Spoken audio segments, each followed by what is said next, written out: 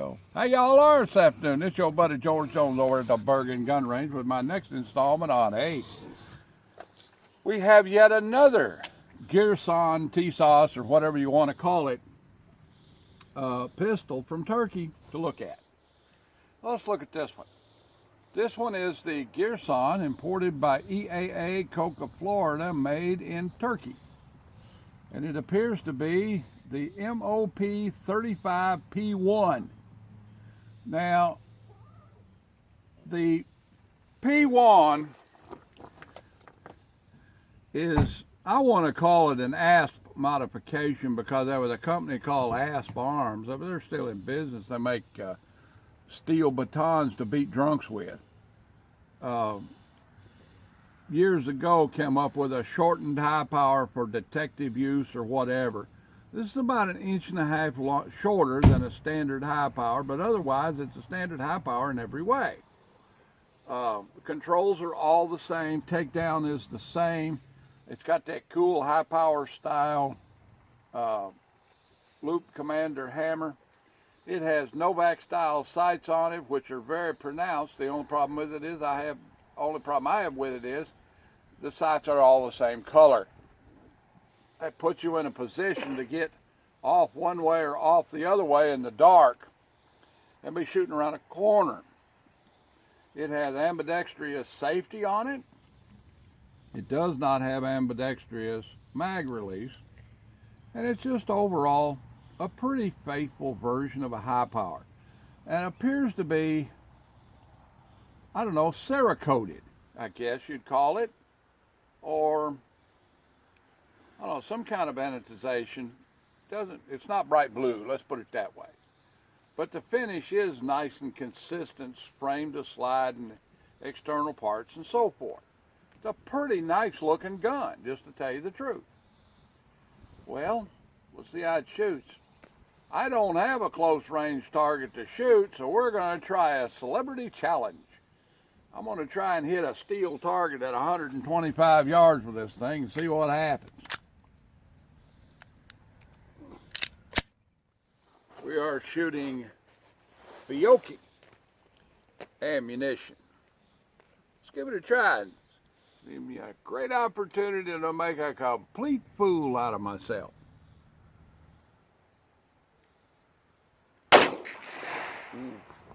Trigger's a little stagier than my high power. Got a little creep to it. And a very long reset. You hit it. Yeah, I heard it. Yep. I think I hit low and it bounced up and hit it. Let's see if I can do that again.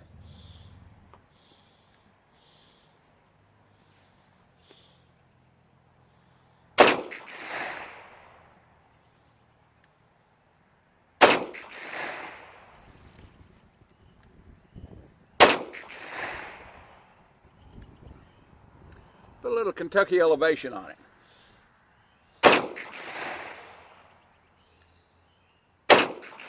We are in Kentucky after all.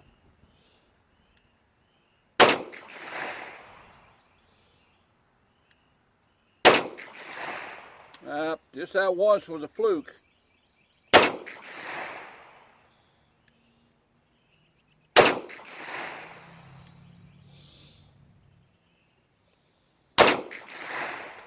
It's kind of a creepy trigger to me. I could get used to it. It's kind of like almost like the trigger on a G2C.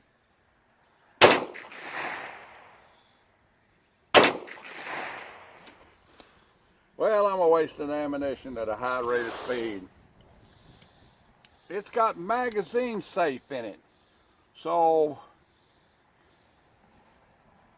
the magazine does not drop out cleanly. And what that means is, got one in it, right? So, you drop a magazine out, it won't shoot.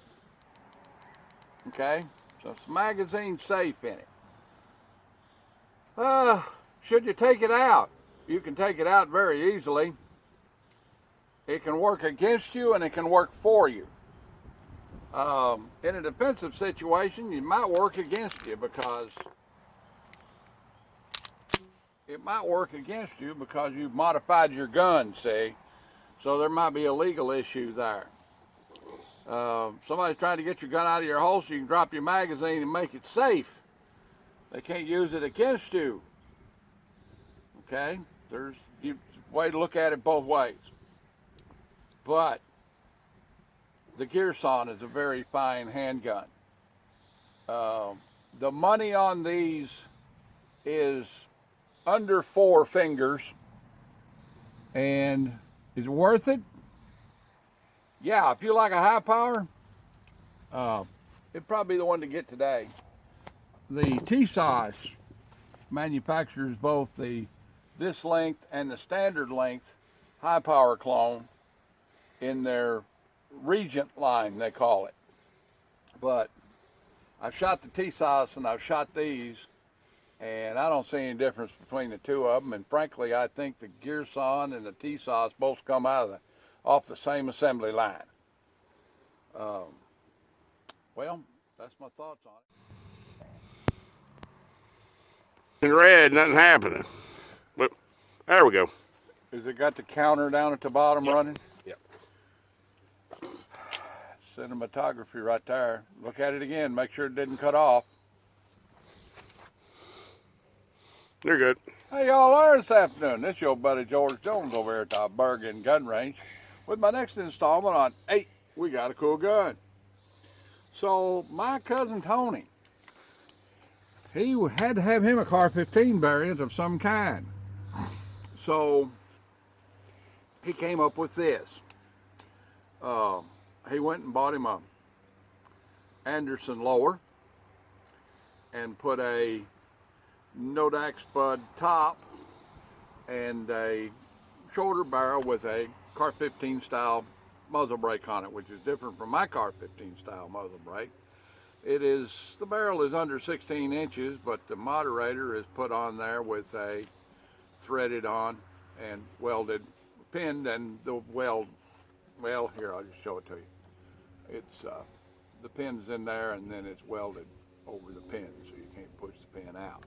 Of course, it doesn't go all the way through, so, you couldn't push it out from the other side, blah, blah, blah, blah, blah. Anyway, it's got a standard Car 15 style stock on it, not fancy like an M4 would have on it. He has added single point, sling point, teardrop, forward assist, anti-pin walk gizmo. Other than that, it's pretty much a straightforward AR, except it's got some attributes of being XM1772. Originally, an XM1772 would be back about right here, but it would have been all compensator to make it legal. I kind of like the Vietnam style upper. Mine's a little bit different. It's got an original style pistol grip with no finger rest on it, but it's a matter of being comfortable when you're shooting. Pre-A1 style rear sight, just the drum, you just move it around with a bullet point, and you've got an L sight in here for long and short range. Pretty straightforward stuff, and it looks cool. Or I think it looks cool anyway.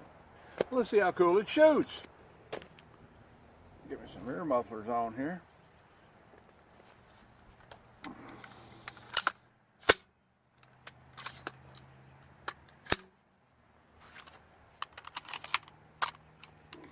Good. Yeah. Good. Throw it down over here on the happy switch and see if we can hit anything at 125 yards with it. Get it out there a little longer. Thank you very much. Sight picture on it just like basic training in the 70s.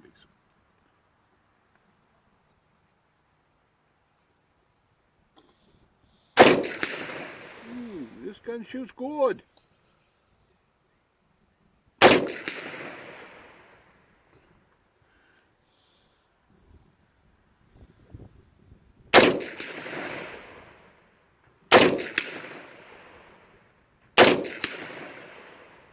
So this is a very effective little setup at 125 yards. Now, this gun altogether, set up like it is somewhere in the neighborhood of 7.5 to 8 fingers. The question is it worth it? I'm saying it is. I'm saying the way he set this gun up was correct. He put good parts in it, American-made stuff, you know, and it took him about that much to set it up. The Nodak setup was from Brownells, you know, which is a very reputable place to do business, is Brownells. Well, we can shoot a grenade off of it. We got a NATO standard grenade launcher. No, you wouldn't want to do that, and I'll tell you why. Even with a grenade launching blank, the back pressure created by the weight of the projectile being launched off the end of the barrel typically damages the gas impingement tube in some way, typically blowing it plumb off. So you wouldn't want to do that, even though that big blue practice rifle grenade that you can get at the gun show fits over the end of it nicely. You wouldn't want to do that. Well, that's a little short video on my first cousin's rifle build. I think he did an excellent job. Get out there and order you some parts and put you one together. I'd love to show you how to do it, but YouTube won't let me show a gun build. I can take one apart, do maintenance on it, and put it back together like it originally was, but I can't buy a strip lower receiver and assemble a gun on camera. But they let me stay on YouTube, so I follow some of their rules all the time. All right then, like-a-tate, share-a-pie, commentate, and subscribe. Leave me a $1 in the Patreon bucket if you want to, and if you don't, I'll keep right on making content for you. Check on your old people. God bless America, and God bless us each and every one. We'll see you.